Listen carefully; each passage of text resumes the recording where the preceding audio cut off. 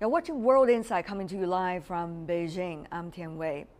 It is no secret that the war in Afghanistan has not brought peace and prosperity to the country, at least not yet. Now, as the United States winds down military operations after more than a decade, the country's future looks precarious at best. Hamid Karzai, who is the former president of Afghanistan after serving more than 10 years in Kabul, did not shy away from that reality. He is even more upfront about what he believes is the failure of the West in his home country, particularly the United States. In an exclusive interview with us recently in Beijing, he made his view clear once again that the decade-long war in Afghanistan has not done in the interest of the Afghans.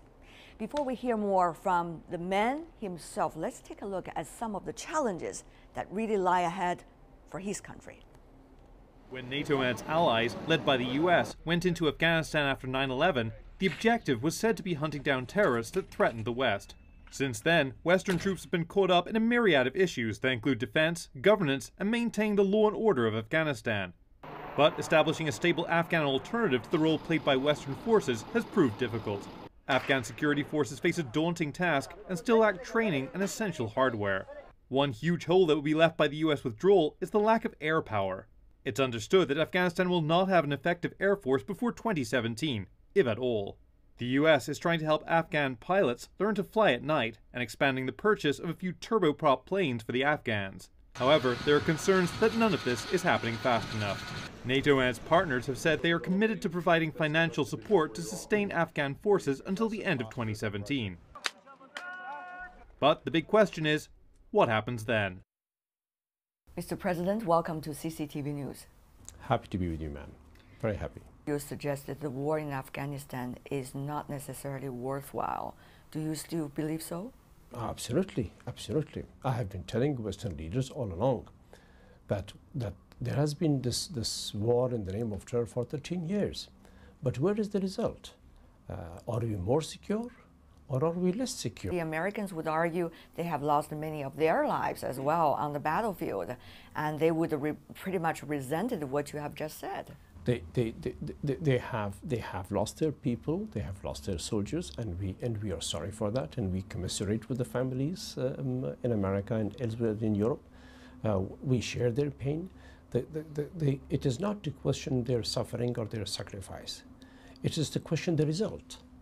So the result is something that we have legitimately a right to question and legitimately a right to propose solutions for success. This is something that I've been discussing with them even after I left office. We want them to continue to help Afghanistan, America and the West. We want them to continue to stay in Afghanistan, but that stay in Afghanistan must bring to the Afghan people peace, must strengthen the unity of Afghanistan, and must not result in the weakening of the sovereignty or the unity of the Afghan people. Now the American troops have been gradually withdrawing. What is your sense of how situation will be like in the near future? Well, eventually. Eventually, that's long term. Eventually, Afghanistan has to defend itself, has to protect the country. Afghanistan is the country of Afghans. And it is for us to protect our country, to provide for ourselves, and to make it secure.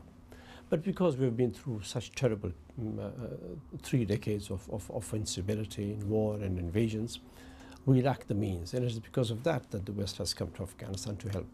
It is exactly because of that we tell them we are grateful for your help. But please, from now onwards, help us in a manner so we can become self-sustained, so we can stand on our own feet. And here, too, again, I come back to the region and the role that the big countries in the region, including very much China, can play as a balancer and as a supporter so Afghanistan can stand on its own feet.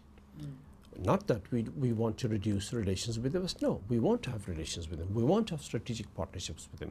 But that strategic partnership must make sure that Afghanistan is stable, and that strategic partnership with the West must also not prevent us from developing strong, effective strategic partnerships with countries like China, Russia, and India and others, Iran, and must bring peace between Afghanistan and Pakistan. Do you think now the Afghani government having the tools and the possibility of establishing this kinds of a partnership with the regional countries that you have just mentioned? Yes, we have. We have already done one with China. During my presidency, this relationship has expanded deeply, and I wanted to go deeper. I'm glad the current government is also engaging deeply with China, and it has all of my support. We have done the same with India. I hope we will do the same with Russia in a significant way. We have good relations with Iran. We hope that we can have stronger, more trustworthy relations with Pakistan, which is another great neighbor of ours, and that should be our objective. But this is a very delicate balance you're trying to have. Not necessarily the countries that you mentioned are really seeing eye to one another. For example, Russia vis-a-vis some of the Western countries, at least for the moment. So will that put Afghanistan into an even more complicated security situation as a result? Well, we have to play it right. We have to play it right. Well, it's always the issue of playing it right, but there's a bigger risk, there's a weaker risk. Yes, look, Russia is our neighbor, or just a few countries between us, so Russia is very much a near neighbor. China is a neighbor. And you also have some historical issues with Russia as well. But that put aside, we must have the best of relations with Russia. It is a significantly great country in our part of the world and in the world. We must have that relationship with them. China is our neighbor and a superpower and a great country that has held Afghanistan always in tremendous respect and esteem. And we appreciate the Chinese approach towards Afghanistan, so we want to have the strongest bonds of relationship with China.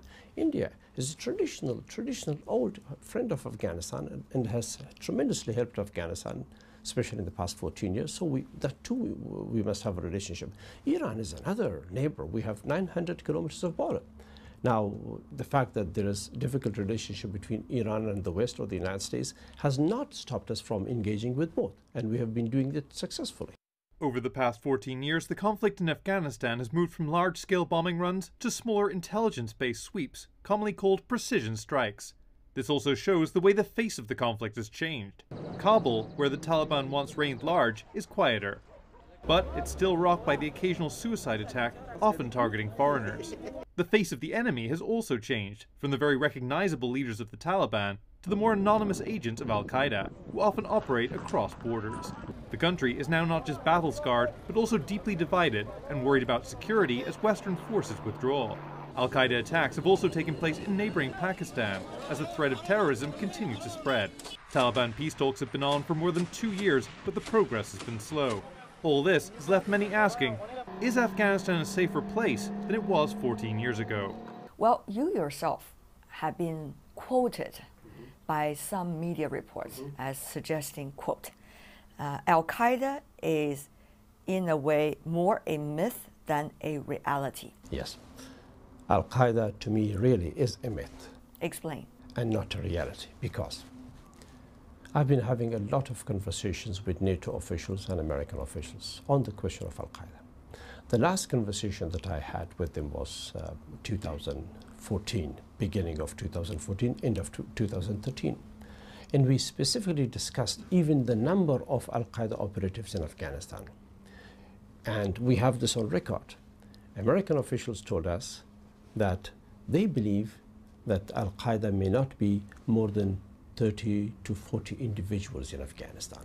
Now, if there are only 30 to 40 individuals in Afghanistan, this means this is not an organization that we can worry about.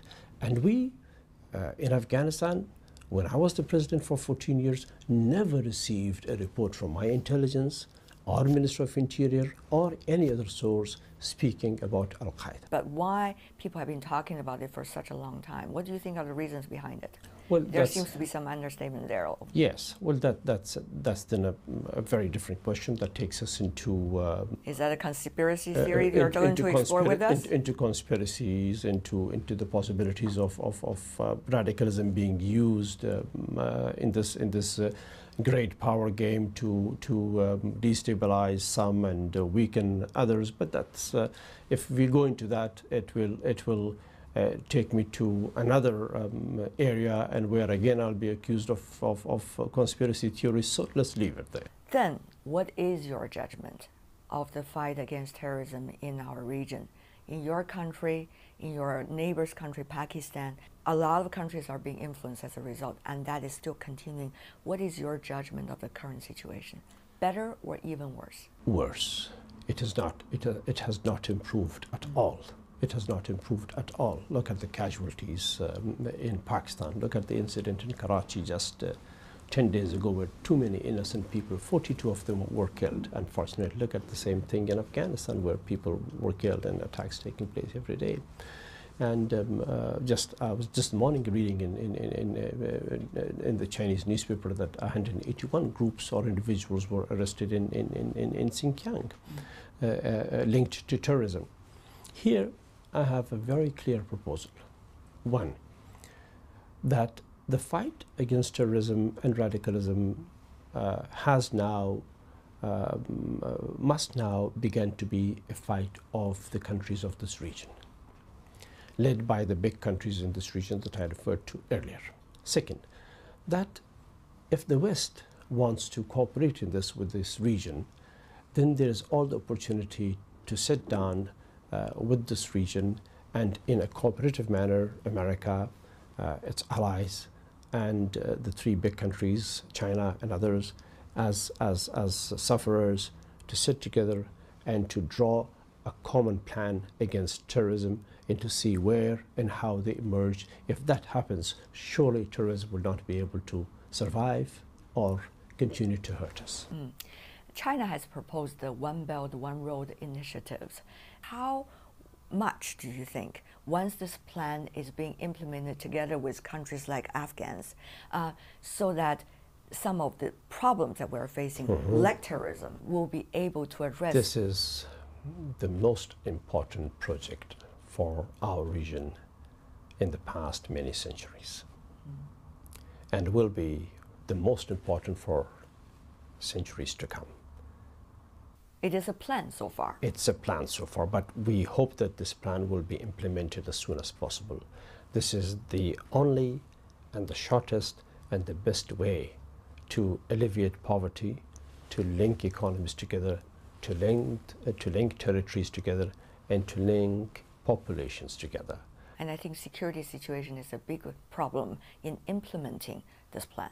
The moment you begin to implement this plan, it will have direct impact on security, and it will bring an improvement in security, because part of the problem is that terrorism, or those who use terrorism as a tool, can easily employ the poor and the underprivileged in our countries as foot soldiers and as tools. So therefore, it will help greatly in that. Former Afghan President Hamid Karzai has been very vocal about the inefficiency of the war on terror in Afghanistan. His more than 10 years as the president of Afghanistan led to an appreciation of the role of Afghans and Asians must play in regional security.